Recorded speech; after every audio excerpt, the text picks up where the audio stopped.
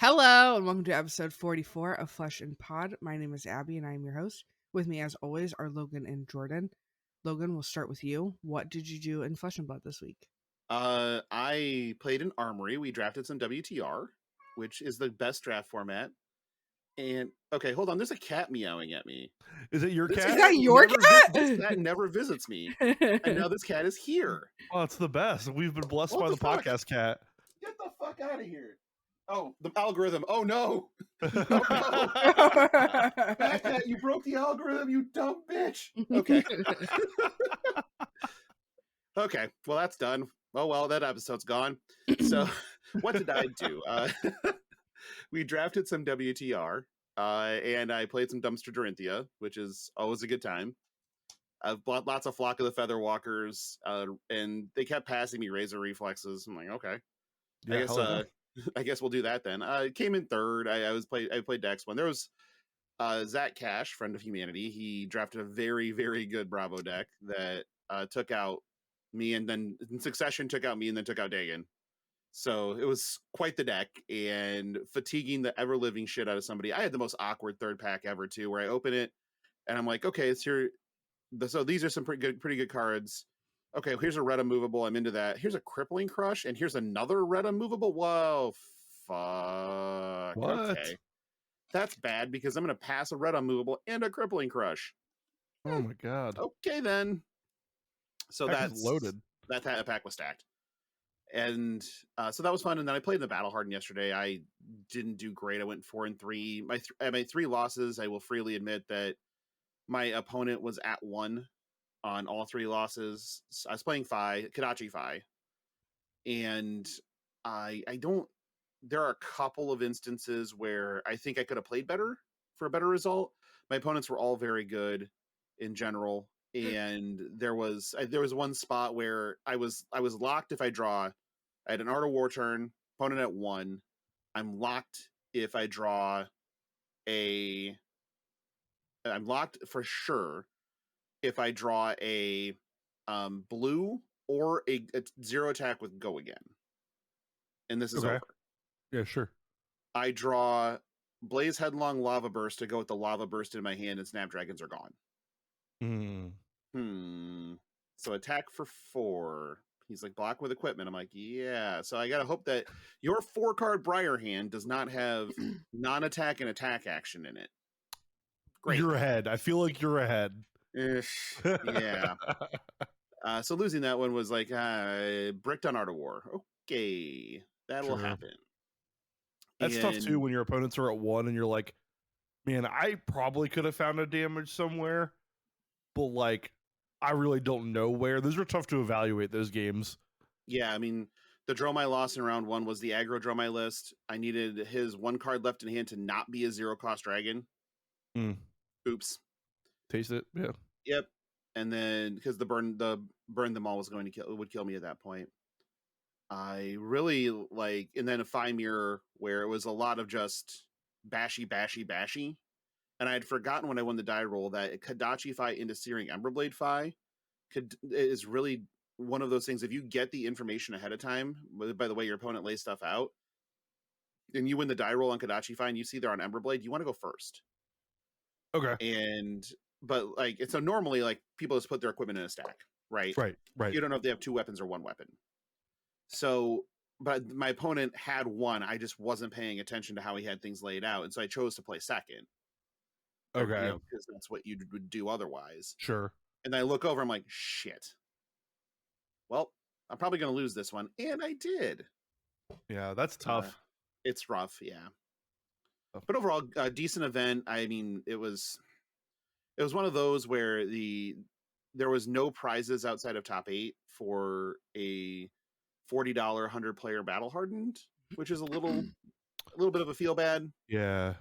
And then today they had another event at TGG in Minneapolis for a single PTI. And I was like, maybe I'll play that. I'm already in Minneapolis. Let's crash here. And they're like, event starts at noon. And I went, hell fucking no, I'm not playing that at noon. Are you kidding? Like, not doing it. Let's talk about that real quick. What do you think about events that start at noon? No. Yeah, Like hard pass. start at 9, man. Like, yes, be reasonable. Start at 9. I will accept 10 on a Saturday, but sure.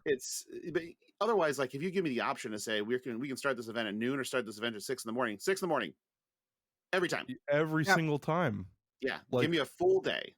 Fab tournaments are quick. Like, let's get out of here by 2:00 in the afternoon. So we can you know? vibe. Yeah, Mhm. let me vibe in this town that I don't get to spend a ton of time in. I don't want to be in this with these center. people I don't see all the time. Right, And that I really right. like. Let me go vibe. Fuck. It sounds like we really just need to take like a friend vacation, and like as Yeah. opposed to like, because that's what's tough about card tournaments, right? Is like it's the excuse to like get together, because like otherwise card players are never gonna like schedule a friend vacation. We just like don't have that kind of foresight, right? So That's true. Yeah. I think about that a lot when I'm like, I don't want to be playing this tournament, but all of my friends are, and I don't think they want to be playing either. I think we're just all playing this tournament because like that's the thing we're here to do, you know? Right. It's similar to like you think about the brawl, right? In Yeah, I'm going to play in a tournament, but I'm there specifically for the vibe exactly. because I mean the tournament's insane value. I mean it's a 10K battle hardened, and that's already crazy. Right. If you want to grind a tournament, this is a tournament to grind.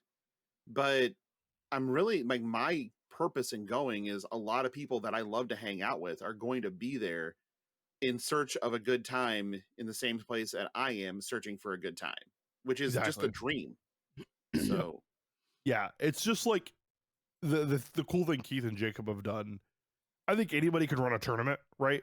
The cool Yeah. thing they've done is like make it feel like a community event and make it feel like a quarterly homecoming, and that's like crazy hard to do. So I would like to point out that our new recording times make me start drinking before 9 in the morning Central Time.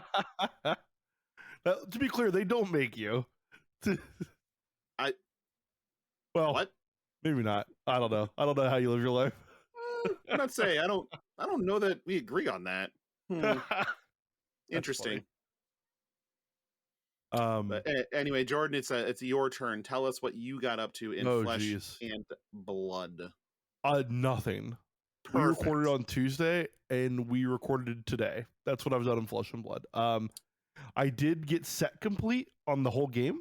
See, that's something. So that's something. Yeah, I got the final 5 cards that I needed. So to have a playset of everything. So that's pretty cool. Defoiling playsets is the next step in the process, which should be easier theoretically. But I'll probably do that at like the next big event I'm at. Just like bring my stack of foils and be like, hey, I'll give you these if you give me the non-foils, and they'll probably take it. So I will take all of your foil first ed blizzards. I probably have 0 of those. Probably, yeah. But otherwise, I stayed in touch with community news, but which we didn't have a ton of this week, but we'll talk about that. But otherwise, I didn't do a whole lot. It was kind of nice actually after traveling last weekend and all that. Abby, what did you get up to in Flesh and Blood? Did you get up to any more than I did?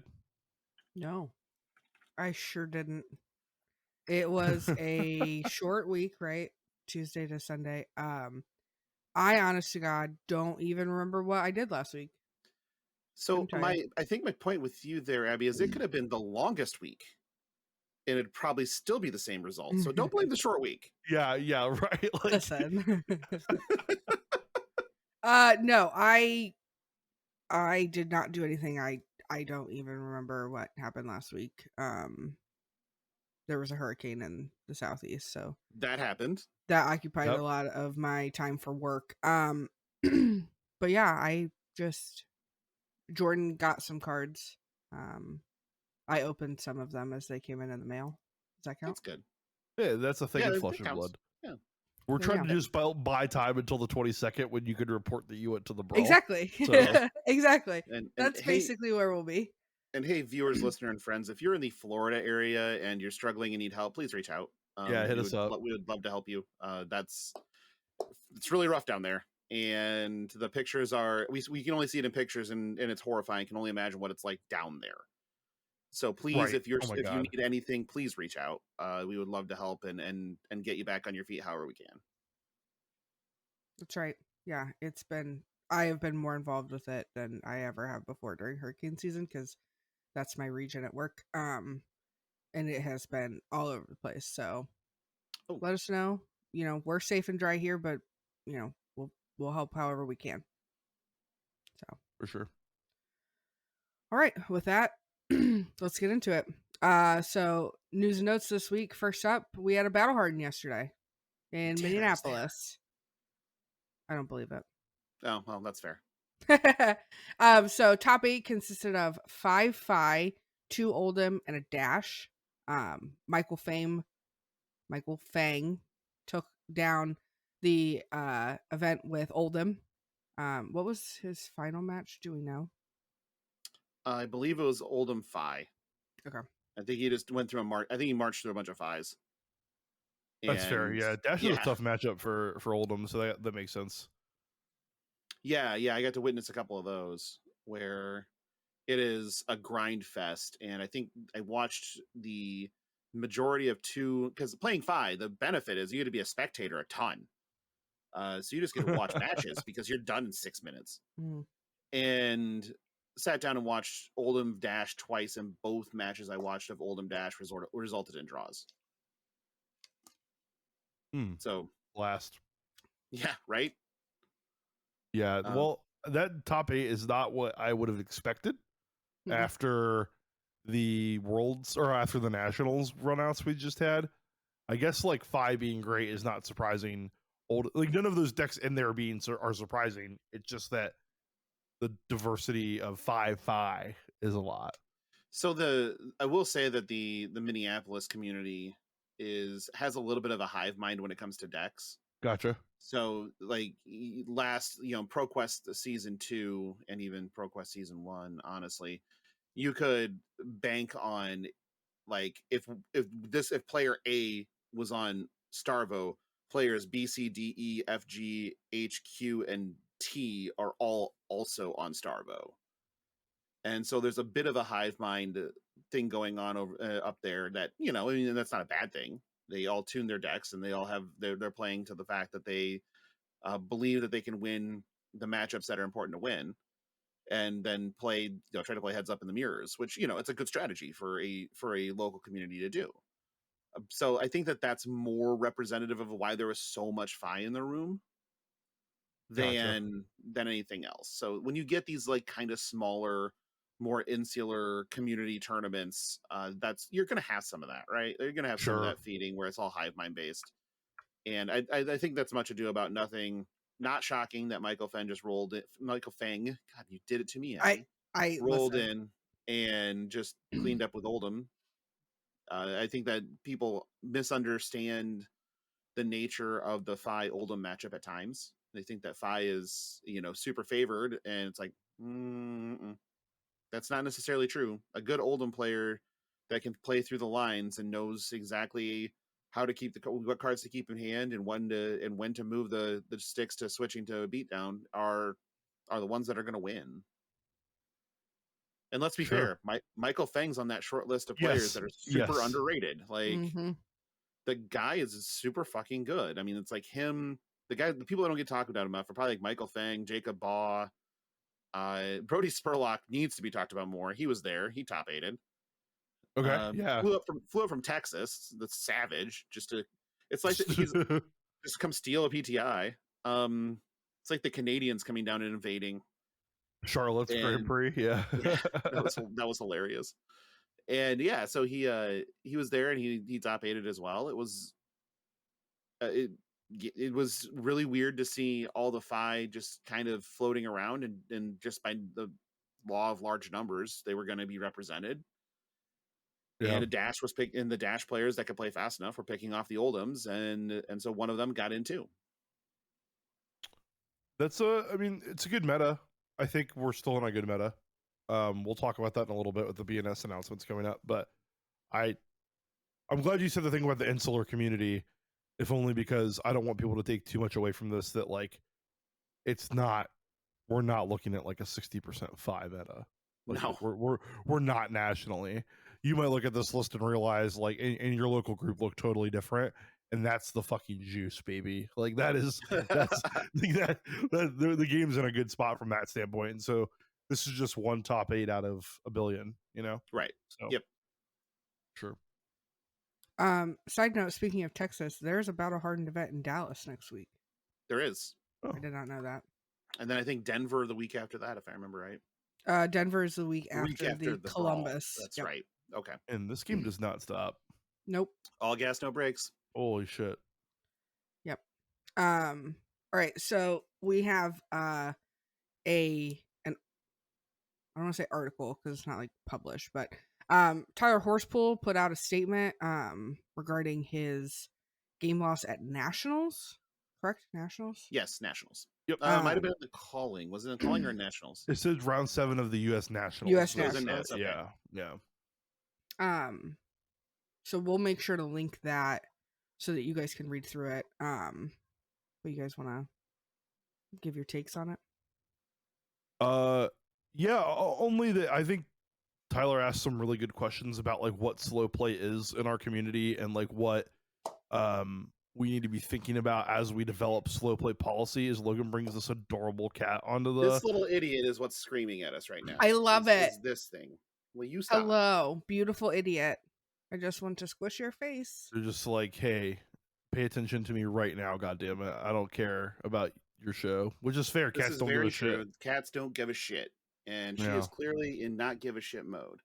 Get away from my beer. I swear to God, I'm not dealing with you drunk. I love it. Get. Tyler asked some really good questions. So if you don't know the backstory, Tyler is playing Oldham. And he's playing against a Viserai player.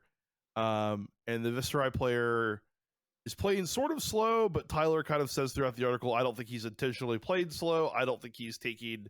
At no time did I think that like this was deliberate slow play or was he purposely trying to stall me out. I just think that like he was taking his time to win.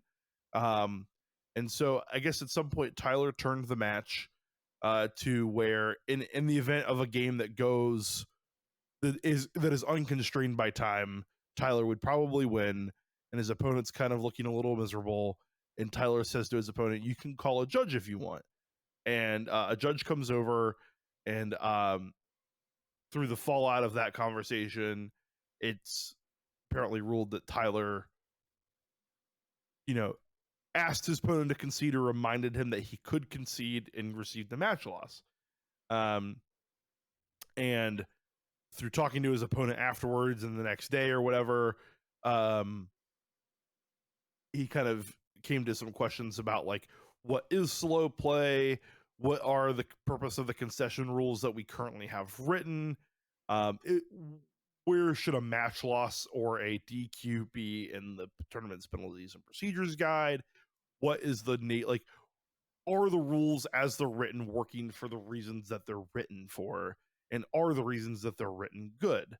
So there's a lot of like attacking of presuppositions, and there are some points some pain points, some points where you go, well, I don't know, like if this is logical congruity, but I don't think Tyler Horsepool would say that this was meant to be a treatise of the issue. I think this is just like a list of questions that are worth talking about with respect to like penalties and procedures, and particularly slow play and conceding at Nationals. And I wanted to bring it up only because we are going to be with Oldham for a long time. He is currently only around 400 in Living Legends points after the Minneapolis Battle Hardened. He's not going away probably next calendar year. So the questions about slow play need to be addressed. The points around conceding need to be addressed. And whether or not you agree with Tyler's like narrative about how he got to these questions, the questions themselves have value. And so like I wanted to talk about, there's a lot of discussion on our Discord about it, which is great. You should join it if you want. Links in the description of the show notes. But there's a lot of like good conversation around these, and I wanted to have those on the show. So Logan, did you get a chance to like flip through his questions at all throughout the week as people have chatted about this? Yeah, I read the whole thing. It was again, and I'm trying to not. I like the questions. The story itself is it's really hard to rely on single person narratives Yeah. because the truth is usually in between the two narratives.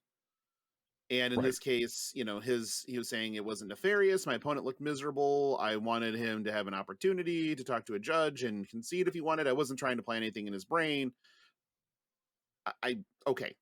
I'll take your word for it. I That's believe not you believe that. Yeah. Like yeah, that's yeah. not important to the conversation that we're about to have. So I don't the concession rules of Flesh and Blood are convoluted at best. Yes. And that can, I mean, I think that we need the community and LSS need to review what that looks like and what you're trying to do with these rules. And I think the honest answer to that is they're trying to use these rules to prevent badgering for concessions, Yes. because that's something that has existed in card games forever, where people start flipping cards off the top of their deck and say, see, I have you beat, and shit like that. And no, not okay. Saying we're going to go to time and go to a draw, which is bad for both of us. I believe I'm in a winning position. With you having 5 cards in your deck, I have 20. You're at 6 life, I'm at 18. Would you be willing to concede? Is a perfectly reasonable thing to do, but that is currently a game loss. Right. Also, the inability to concede to your opponent after time is called in a round and an action is taken, that's another one. It's utter nonsense to me. Like, why? Like utter nonsense. You can't you may need that one extra turn to determine if there is inevitability in the game. And yes. if you find out that there is inevitability in the game, why can't you just say, okay, well, we understand what the inevitable out to this game is, and why can't we have the players make that decision? Like, why? It doesn't make sense. If you want to ban allow asking for a concession that is not in a badgering method to during gameplay, I'm cool. I'm totally cool with that. And then saying you can't ask for a concession after time is called, fine. I'm okay with that. Yep. Allow this to be in the natural course. That being said, I think that there are instances where if you allow that door open, that you will have people that badger. And one thing that we've learned playing games forever, and then also you can just read this in our Discord too, like the entire conversation is there and addresses this as well. Players don't like calling judges. They don't, and it's such a weird fucking stigma. I mean, they think it's like calling the cops on somebody for shoplifting baby formula. It's not. You're calling somebody over so that they can address the game state and address any issues with it in a fair and equitable third-party manner. They're a mediator. They're not an executioner. Why the fuck are we so obsessed with never calling judges? I don't, to answer I think to I know why. Well, yeah. Sure. I'm just putting it out there for like the person in their car screaming at their radio, like that we know the answer is that judges are a little bit. Some judges have the tendency to be militant.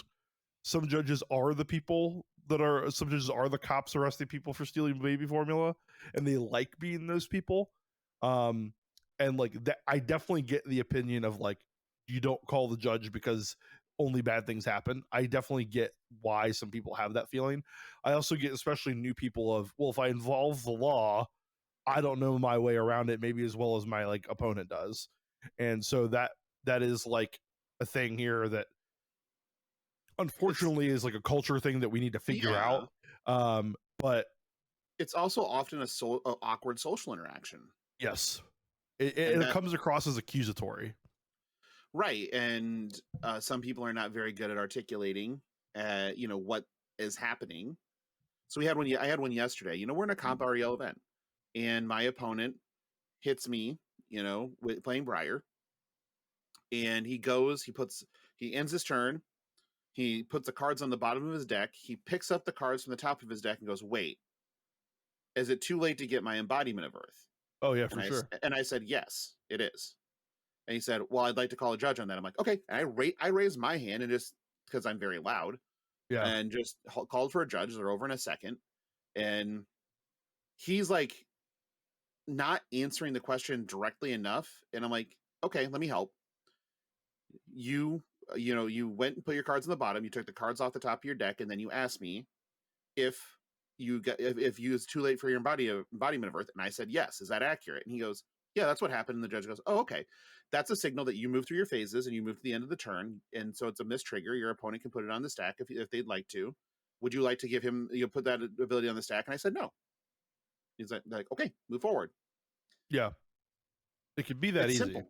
Yeah, it's super easy, and nobody was in the wrong. It's right. just a clarification of this is what's happening. Yep. It's just a simple, easy interaction. I didn't feel like there's any ill feelings between the two players in any case. We agreed on what happened.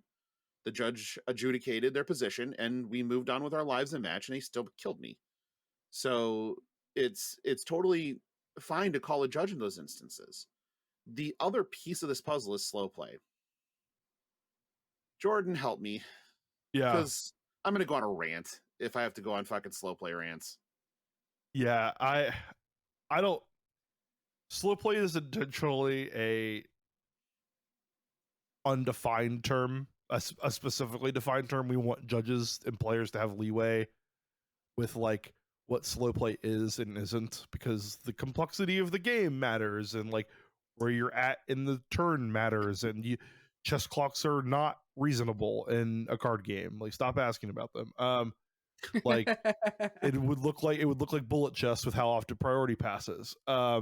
So like, yeah, like it would literally be like, I cast a spell, pass priority. It's awful. Stop asking.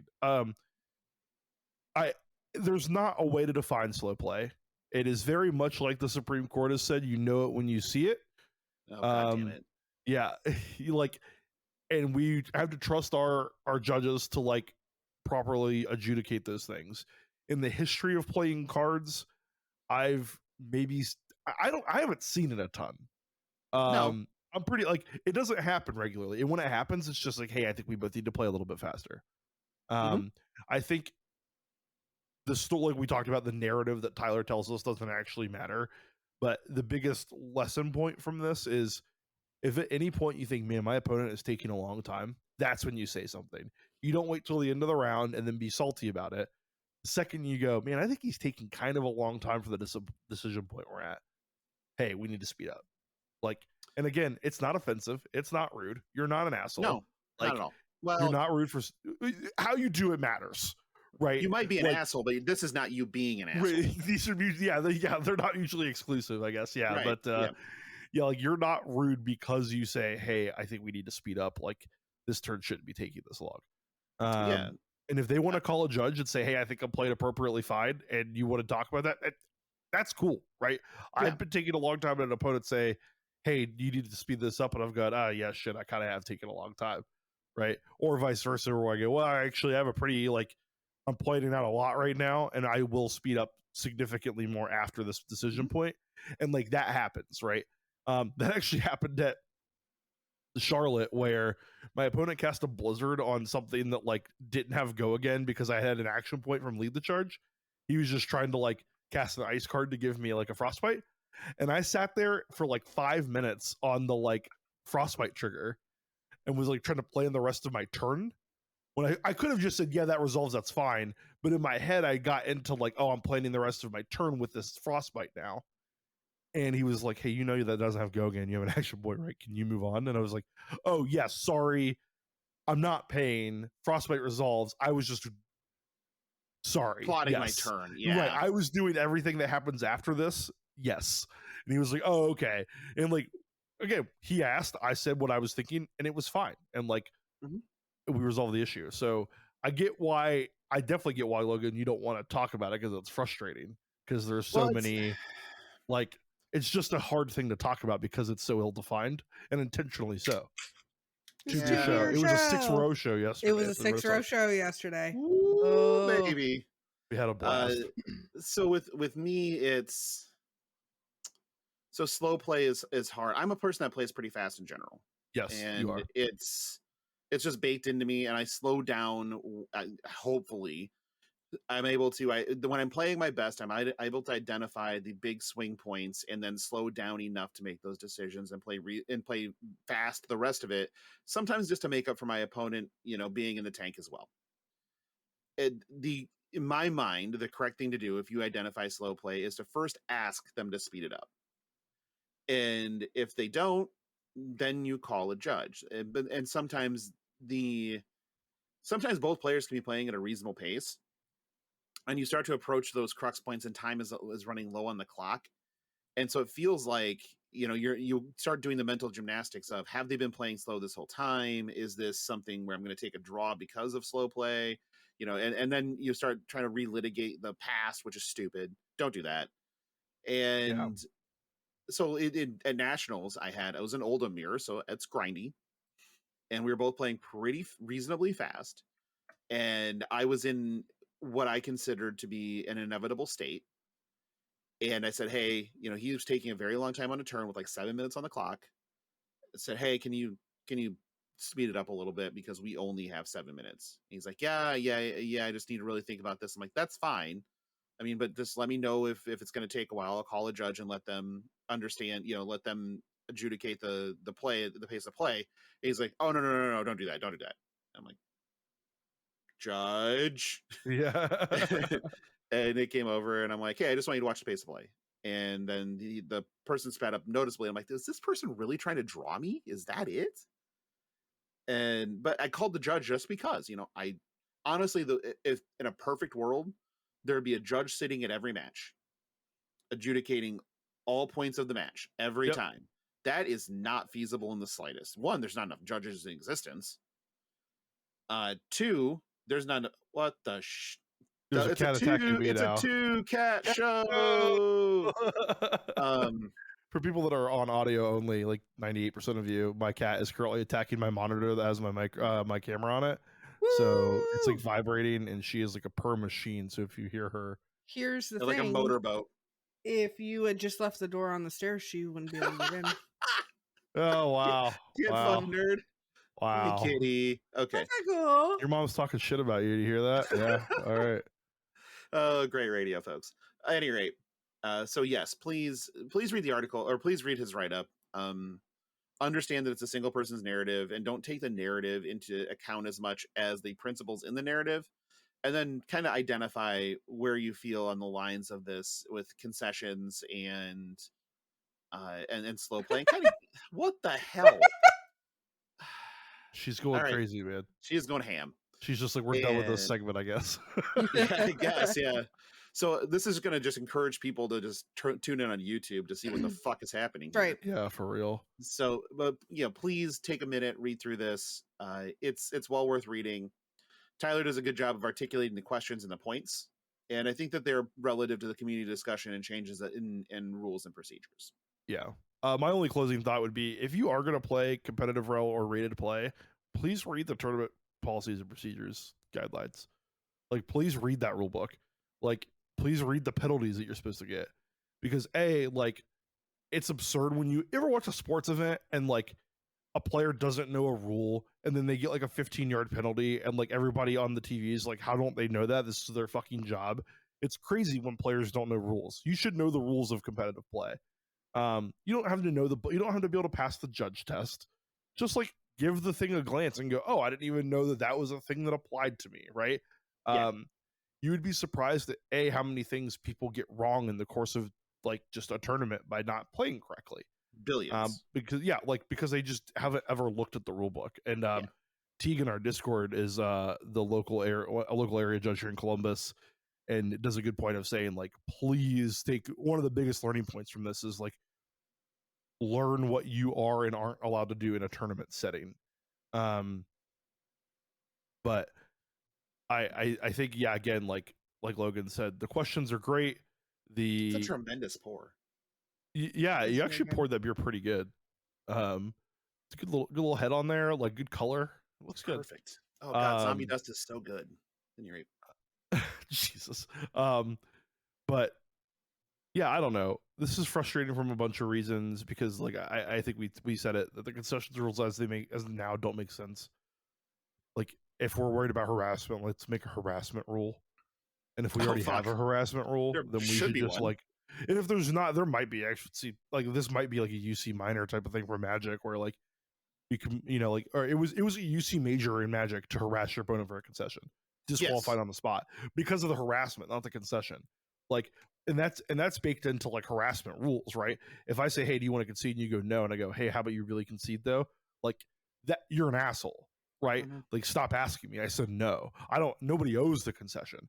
That much out of Tyler's thing is like his opponent's frustrated and he's like, hey, you have the option to concede.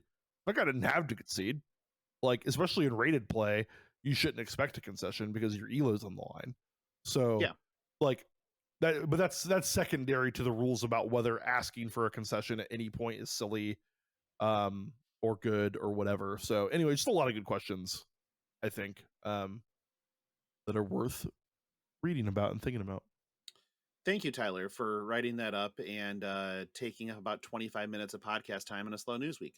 Yeah, that's for real. Yeah, you were the Newsweek, Tyler. The GOAT. Appreciated. All right. So we are 3 weeks away now from the Battle Hardened Columbus. So I'm going to run through the event. I'm going to give a lot more detail now because it's all important at this point. So the event is Friday through Sunday. Friday, we have a Super Armory. It will be Blitz. It is $10. Do we know how many spots are available at pre-reg? No clue. It's dwindling. So you will want to pre-register for this. It's capped at 40. 40? Yeah, that's the max that Beyond the Board 40. Can hold, I believe. So yeah. It is at Beyond the Board in Dublin, Ohio. It starts at 6:30. And then Saturday, we have the Classic Constructed Battle Hardened event. It is at the Levy, which is in Columbus. Doors open at 8, player meeting at 9:30, and round 1 is at 9:35. Deck lists are required, so you will need to have that in hand. And all right, Team Sealed will be on Sunday along with the top 8 from the Battle Hardened event. Same event hall at the Levy. For the Team Sealed, doors open at 9, player meeting at 10. First round is expected to start at 11:30. Obviously, you'll have to do your card registration and all of that jazz there. On Saturday, we have a cosplay contest that is giving out $1,000 in prizes. We have a Win a VIP Blitz tournament and a Win a VIP Ultimate Pit Fight tournament. And then we have the Speakeasy Party on Saturday night. What does the VIP entail, Abby? You get to hang out with people like us. At an open bar. Awful value so far. With an open bar and unlimited drafts. That's right. Yes. There will be, it's food. Okay, yeah. So VIP is food, unlimited drinks, unlimited drafts. And then there is a non-VIP Speakeasy ticket, which gets you in the door to the Speakeasy Party. You'll get food, and then you can register for drafts. And there's a cash bar. Last I knew, there were 2 VIP tickets available still, and that's it. Yeah. At $250 a ticket, so the value, people are blitzing at the value a little bit. So please be aware of that. There are still a decent number, but not infinite number of regular Speakeasy tickets available.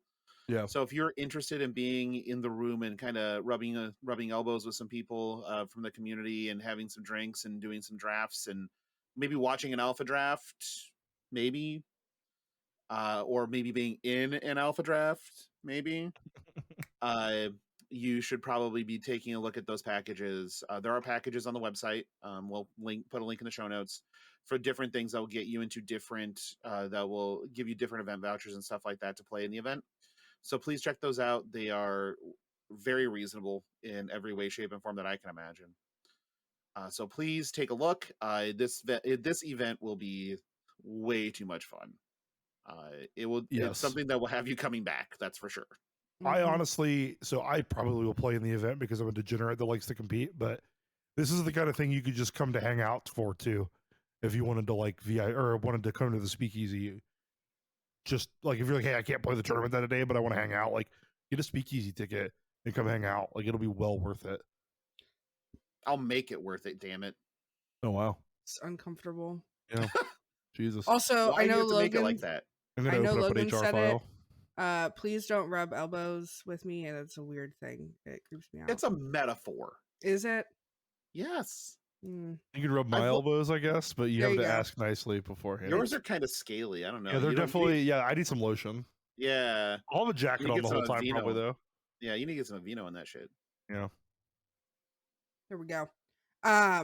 We have a BS announcement coming out on Monday. We do. What?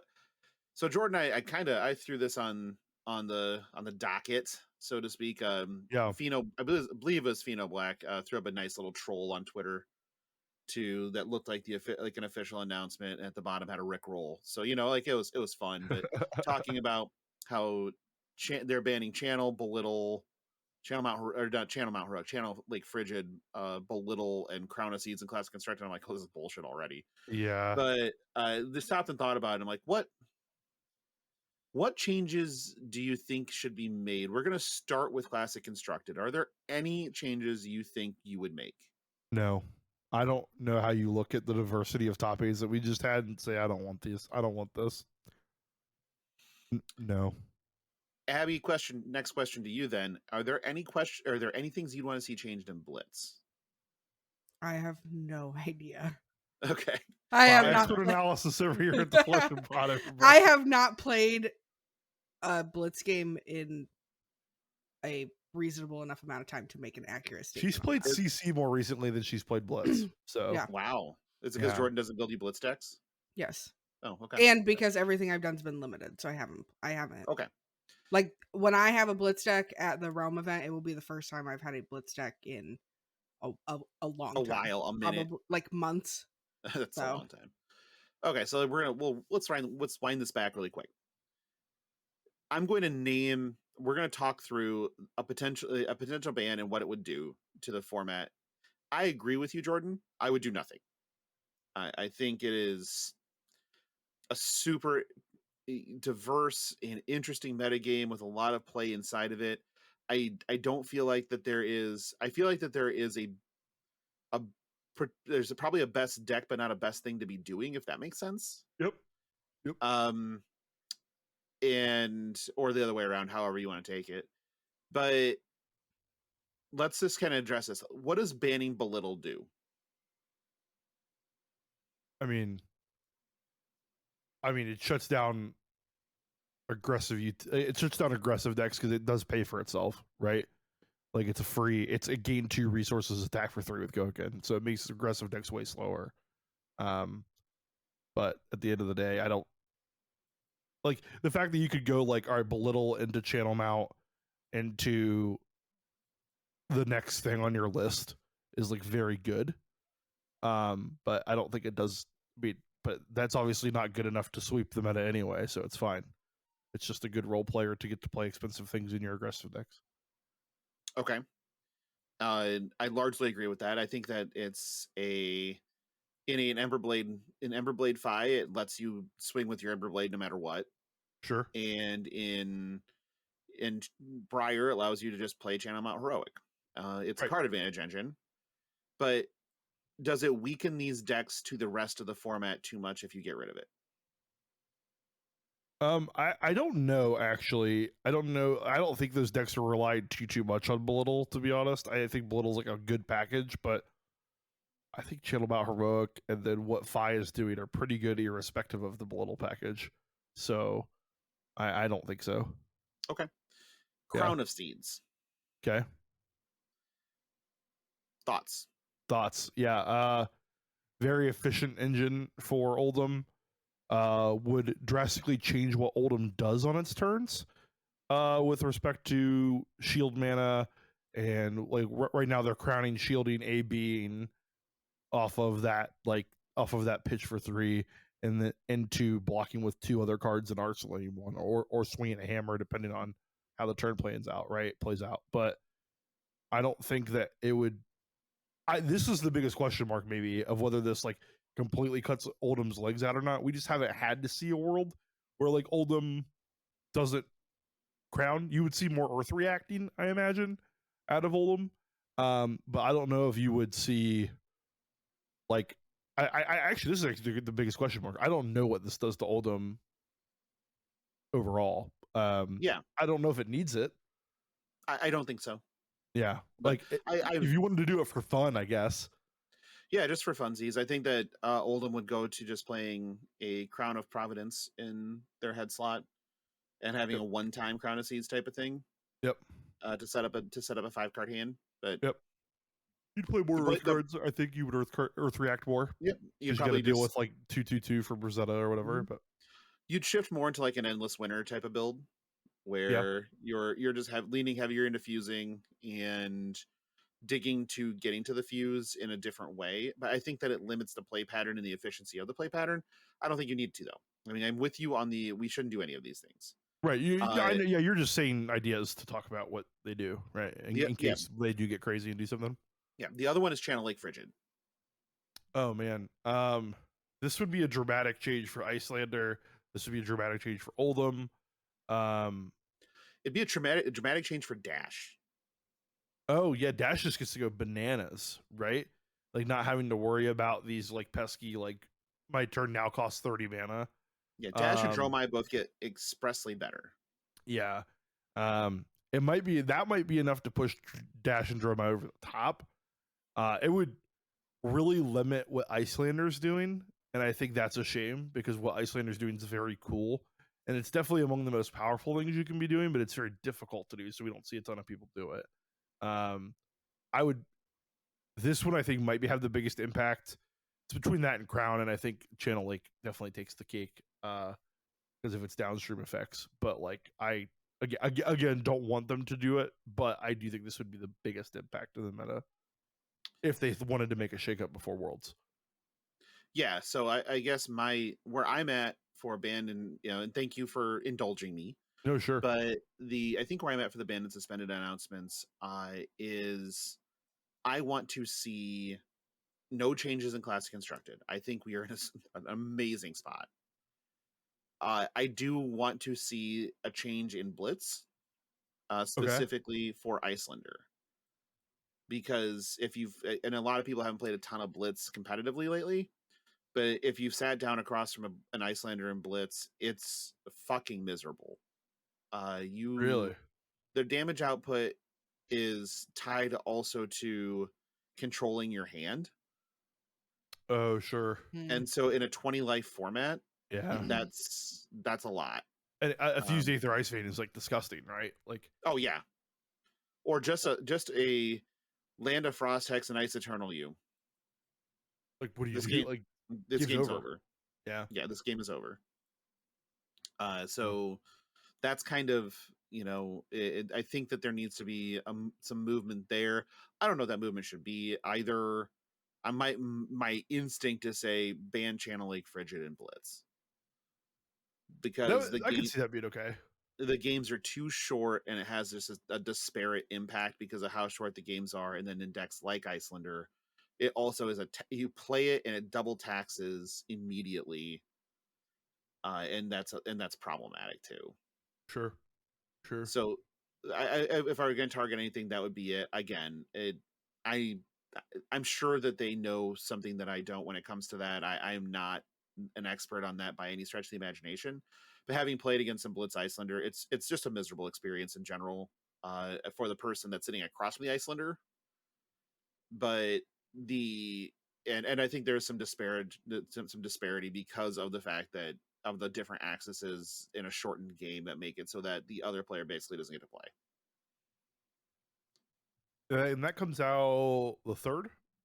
Yes. So it'll be clearly, because we are so good at planning and plotting when we record, that will be this episode will be out after that announcement. Oh yeah, so this is an episode at a time then. Yeah, because they'll know the result of the conversation that we're having. Yeah. As is Flesh and Pod tradition. Yes, I love when there's like, you dumb bastards. Remember when we arbitrarily picked a day to record a year ago, and this was it? And yep, I sure do. And now our lives are built around this schedule, so it's like, damn it, yeah. Yep, they sure are. Yay! Good. And then the last thing we have is alternate format ideas. This was a me thing. Okay. Because somebody brought something up yesterday and I was just like, holy shit, that sounds fantastic. So what they brought up is a format where it's based around a history pack. So the entire format is you can only use heroes that were printed in history pack. Okay. And you can only, it's constructed, and you can only use cards printed in history pack. Okay. Okay. So like, oh, so it's like a block basically. Yeah, that's what I said. This sounds like block constructed. Yeah. This sounds kind of fun because you play Katsu. There's no Shuko, but there's Snapdragon Scalers, Tunic, and Mask of Momentum. There's all the Null Rune. That's there to keep Kano in check, and because Kano's there. But like some like the higher impact spells like Aether Wildfire wouldn't be there for Kano. Oh, interesting. Sure. And so I kind of like that. I like that idea of just like this. Yeah, I mess with that. I'm into it. I am too. I don't know. It could just be horrifically unbalanced to be miserable, right? But like, it also could not be. Like, I'd be curious to go back to those periods of time where we know more about the game now than we did back then when that block WT stopped. Arc crew, right? It'd be basically going back in time to WTR Arc crew missing some cards. Right. I'd be curious what we know about the game now that would make those decks better. Like our deck construction is way different than it was. Yeah. If you ever look back, at those decks in the before 4 times, that'd be really fun to do. That'd be a fun little armory that one night. Yeah, just as a little testing, armory type of thing, just to see if it's any fun. But I think it sounds interesting to me.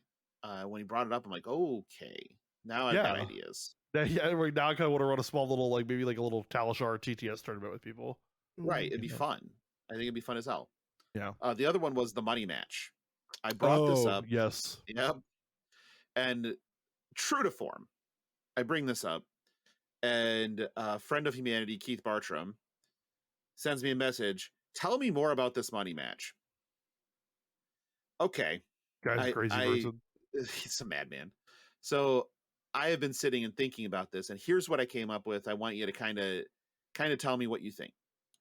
Each player, we're gonna have a money match, so it'd be 2 players, and to determine who gets to take home the bag. Each player brings 5 decks of 5 separate heroes. Okay. Deck lists are public, so you get to look through your opponent's deck list. Then each player chooses to ban a hero, a different hero. So you could ban your own deck technically, because if you banned Oldhim and you brought Oldhim, but you're scared of their deck, you would also lose one.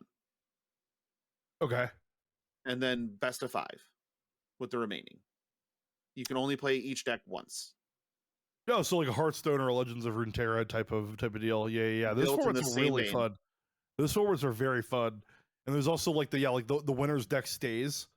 So like let's say you start on Dash and you win. Sure. You play Dash, and whoever runs out of decks first is another option. That's always fun too. Yeah. Yeah. That's another format that those go in. I would like that for like feature like big premiere like money matches, like you said, like that kind of like a Michael Hamilton, Pablo Pintor. Exactly. That's where this came from. Is the argument of who the GOAT is right now.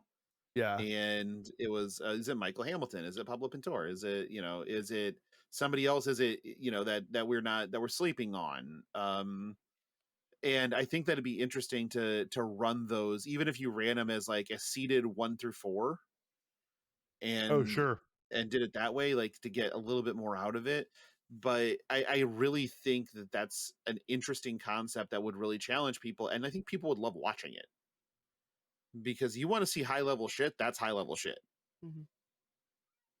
Yeah, that would be, you'd see the best players in the world having to adapt to a variety of decks, and that's the fucking juice, right? Right. Yeah, it's like you get the person that brings Kano, and one of them brings Kano, and does the other person just go, I don't want to fucking deal with this, and just ban Kano, not because it's the best thing that they have or the best thing that they're there for. It's the thing they just don't want to deal with. Sure. Like there's got to be some sort of like strategy or or built into that makes that super interesting. And then have them play for like a uh have them play for like a 10K pool or something, 5K, whatever it is, where winner gets 3, runner up gets 1, and then the third and fourth get 5. They get 500. Make it worth their time to show up. That'd be sweet.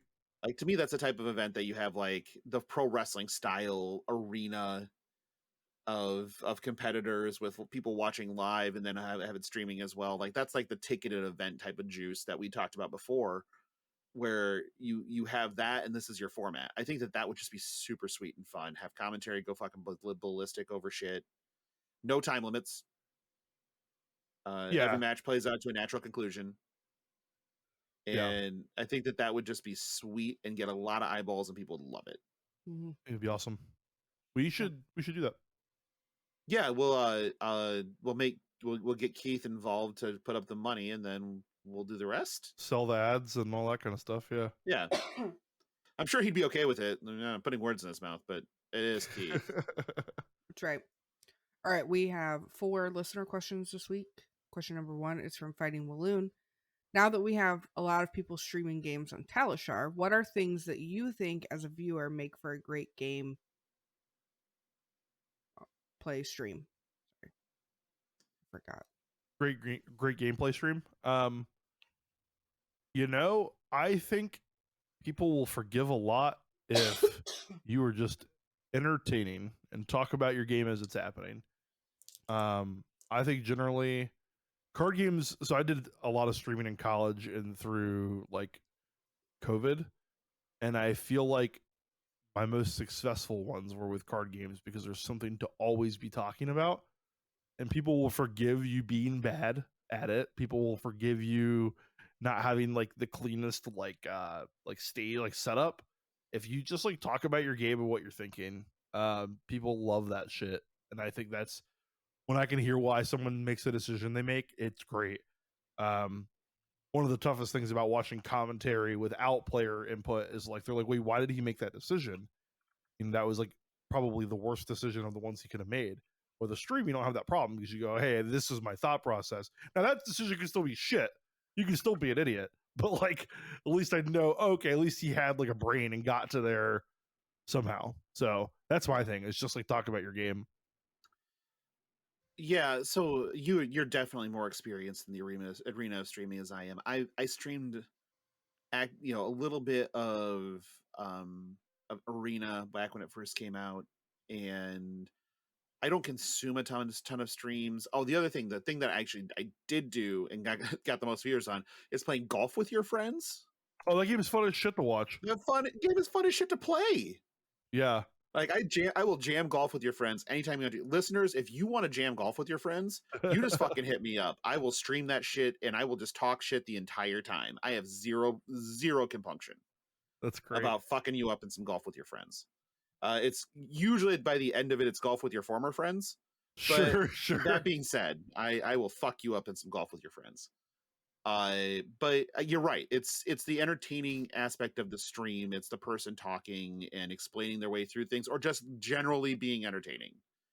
They don't, and I think that's what makes the best gameplay streams. If you're just like clicking and clicking and clicking and things are happening on the screen, I don't think that does enough. That doesn't move the needle. I can do that whenever.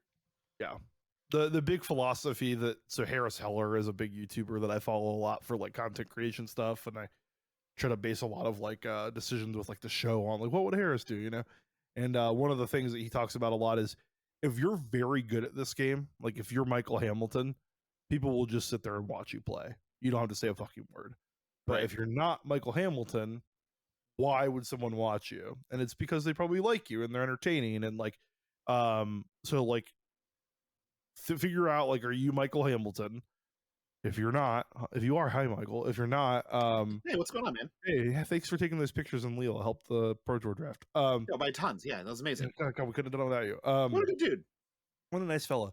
Yeah, 0-2 lifetime against the lad. So, but like, honestly, if you're not like excellent, right? People will watch you if they like you, and if you're entertaining. That's true across like all genres of content. Like Logan and Abby and I don't purport to be the best podcasters at the game. So fuck people no. watch our show because they like hanging out with us, like via the podcast app, right? So like that's a similar vein in that, like, if you're just entertaining, if one of you says fuck every 30 seconds, like, people will It's not click the every download 30. button. It's People will basically click the download button. Yeah. It's not every 30. there you go. Somebody that All right. has a way to parse the file, please tell me how often, however many minutes Logan swears. It's not. You're going to be the All right. easiest person to deepfake. Question Motherfucker. Question number 2 is from Cleveland Cards. How many boxes does it generally take to have a complete set of 3 of the commons and rares per set? 4, right, Logan? Yeah, it's usually a case. Yeah. There are some really weird print runs that exist. And so, like, after a case of Uprising, I had all rares, but I was still missing yellow brand with Cinderclaw. And that was one for us too. And something else. So sometimes you can get just completely screwed by a print run, and so you're missing it. For whatever reason, rares typically a case will get you there, but you may just have that one thing where the print run is not in your favor. So to have almost everything guaranteed, a case will do it. So 4 boxes, as far as rares and commons go, and with you will likely spike a legendary too out of there. So almost 100%. Yeah. But the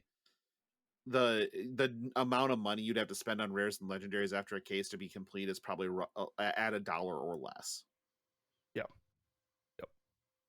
There you go. Question number 3 is from Griddlemaster. What would each hero's preferred mode of transportation be in our world? We're doing Arcane Rising this week. So we have Azalea, Dash, Kano, and Viscerai. Yeah, so Griddlemaster suggested Shane would take public transit. I definitely have him as a subway guy. Yeah. But Shane is Monarch. I'm an idiot. Monarch. Shane is a Monarch. We're on Viscerai for the Rune Blade in this case. It's weird that I named all of the heroes. You did. You did. You did. My bad. Sorry.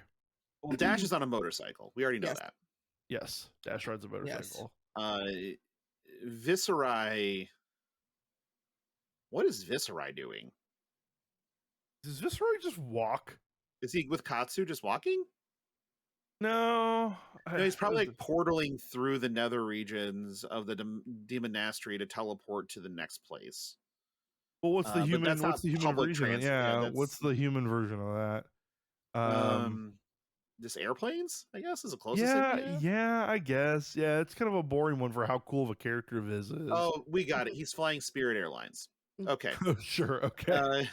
Okay. He wants to get there fast, but he doesn't want to pay a lot for it. That's fair. Yeah, that's fair. Versus Chain, who pays the iron price for everything. So that's where we're gonna go with there, I guess. Azalea.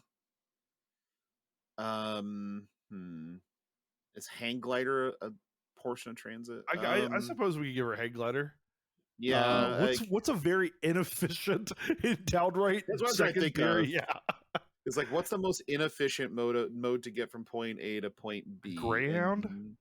Hot air balloon? Oh, God. What'd you say, Abby? That's pretty bad, too. Hot air balloon. Oh, hot air balloon. Hot air balloon's pretty bad. Don't do anything while I'm setting up. Don't do anything. Around the world in 80 days, bitches. That's funny. Yeah, I'll take that. Yeah, I'll take hot air balloon for that one because, well, you're not getting there. Who's the last one we have? So Kano. What the fuck? Fire based. I was gonna say fly private because they're like a lord. Yeah, that's kind of what I was thinking. He's just like bougie as shit. Yeah. So like the taking the Concorde, you know, lightning fast, and there we go. It gets there in a heartbeat. I think that's got to be Kano, right? I think so. All right. All right. What sports teams are these people fans of? Yep. Viscerai's a Vikings fan. Kano's a Miami Heat fan. Oh, that's fine. They just can't get it out of their head that it's a basketball on fire. So no, I think it's Viscerai's a Vikings fan because they lots of purple and can always come close but never close. Okay. The Dash. What would Dash do? I feel like Dash is a person that says sports ball. Yeah. Yeah. I don't give a Like, shit. Yeah, she just doesn't give a shit. Yeah. Their sport is the robot league thing where you build killer robots to fight each yeah, other. yeah, That's what yeah. she's paying attention to. I think it was on Discovery Channel or whatever. Yeah, whatever that was, Robot Wars or whatever it was. Yeah. Yeah. Okay. I think that's got to be Dash. Zelia's a Browns fan. Just disappointment. She just gets it. Yeah. Just disappointment. Yeah. She's my champion. Yeah. Life is pain. You know. Life She's is like, pain. I'll never be good, and when I am good, people will hate me because of bad decisions I made. You're like, yeah. Yeah, that sounds about right. That's actually just tracks. Okay. Yeah. No, whatever. All right. As we did There we Kanan go. Dash. Yeah, we did them all. All right. So let's do our Patreon shout out. So anybody that is an executive producer and up, we have May, Philip, Taylor, Ed, Josh, Kenny, Nick, Teague, Ben, Corey, Alan, and Michael. If you are interested in signing up for our Patreon, it is patreon.com/flushandpod. We have 4 tiers, and you can take a look at those. As always, you can find us on Twitter at FlushPod. You can join our Discord. The link will be in the show notes. You can give us a 5-star review on Apple or Spotify. You can like and subscribe on YouTube. You can shoot us an email at flushandpod@gmail.com. My personal Twitter is at AbbyD83. I went to the Renaissance Festival. Jordan and I went to the Renaissance Festival yesterday. It was amazing. I absolutely love it there. I lost a bet. Yeah, I know. Yeah, Jordan's now 1-6 on me on the year. Yup. Love it. Yeah, so we took Jordan's parents, who are super normies. I will have you know, Matt Kennedy has a little bit of the juice to him. I met that dude. It's a Matt nice Kennedy guy. Yeah, is a nice guy, but he is a normie. They thought that the Renaissance Festival was going to have about 5 people at it. And this weekend was Time Traveler weekend, so it was like the busiest weekend. So yeah, it was very entertaining. I had a great time. I got my Renaissance Fair pickle, which is a top tier pickle every time. And yeah, it was a absolute blast. Hold up. You took normies to Time Travel weekend at the Ren Fair? Mm-hmm. Yeah. And they made it out alive. Mm-hmm. Yeah, it was fucking packed too, dude. It was as busy as I've ever seen it there. We've never been to Time Traveler weekend. No. Holy shit. Well, and to be fair, we were originally going to go to a different weekend, but the weather was nice, so we moved it up. Because with our luck, it will rain. Midwest is Midwesting. Yeah, I get it. That's a lot for first timer normies to handle. That's like taking them to Midnight Rocky in New York City.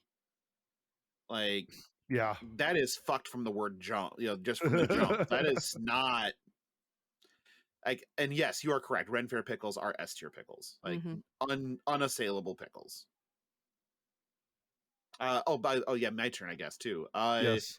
You can find me on Twitter at Logan Peterson. You can find me in our Discord. I am often very active, replying to messages, replying to people talking shit about me, which is pretty much daily. And I love you for it. Please keep just completely blasting me. It just gives me life. And otherwise, you know, I don't stream at all right now. I am considering a return to it. So if people would be interested in that, just let me know. And I might start off. It'll be much like this, except for you get to watch me fail at playing the game. Also, now that it's out there, golf with your friends. I will fuck you up. I have zero pity and zero mercy when it comes to golf with your friends. I will fucking destroy you. We will play drink per stroke if we have to, just to make. Oh, there you go. That's the juice. Just to make you die. That's the juice. Jordan, what can they find you? Well, you can find me on Twitter at I'm Jerman. Currently on Twitter lockdown because I haven't finished this week's F1 race, but that'll of course be over before you hear this. Tweeting Flesh and Blood most of the time, sports the other most of the time, which isn't how superlatives work. But Twitter is filled with sports and politics and Flesh and Blood, so 1 out of 3 of them will probably be relative to your interest. So come on over and hang out. Hit me up in Discord. I think like Logan, our DMs are open to anyone we share a server with. So if you're in the Flush and Pod server, hit me up. I try to respond to every message I get and chat with whatever. I've been getting a lot of good cube questions in the old DMs, so I appreciate that. I need to confirm that the cube will be at the brawl because I have had 6 inquiries onto whether or not the cube is at the brawl. I will have the cube at the brawl. I guess I need you to make a decision right now. Do you want to do equipment draft separate from the main draft, or do you want to have equipment in the draft? Separate draft. Separate draft. Done. Yep. The cube is ready. Let's go. All right. We're on the same wavelength. That's great. Yeah, there we go. There you go. All right. That's all we have for this week. And we will talk to you next week. Bye.